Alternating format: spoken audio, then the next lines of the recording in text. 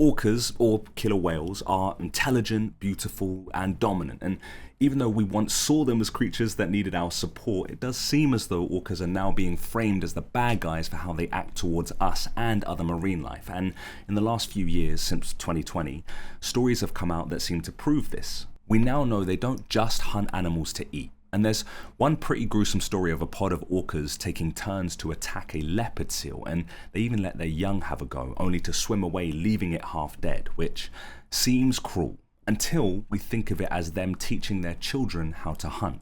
Other stories sound scary too, like the hundreds of attacks orcas have been committing on boats in the last 5 years, where they ram into the side and tear off the rudders, and have even sunk a few.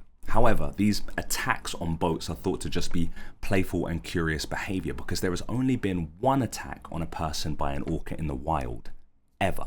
See, we can talk bad about these animals, but the truth is we just decide when they're bad and when they're not. For example, back when commercial whaling was legal, that's hunting and killing whales, there was a group of orcas that lived near a whaling spot on the coast of Australia. Those orcas were led by a male known as Old Tom, and they would help the humans in that area to hunt whales.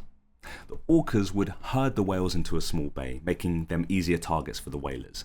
Old Tom would even tug on the ropes of the harpoons to help kill the whales, and in return, the whalers honoured this pact known as the Law of the Tongue, where they would cut out and feed the tongues of the whales to the orcas as payment. Maybe they're cruel, but maybe they're not. Maybe they're just animals responding to their environment in the way they know how, and it's just nature at work. And now you know more about, and hopefully appreciate, orcas.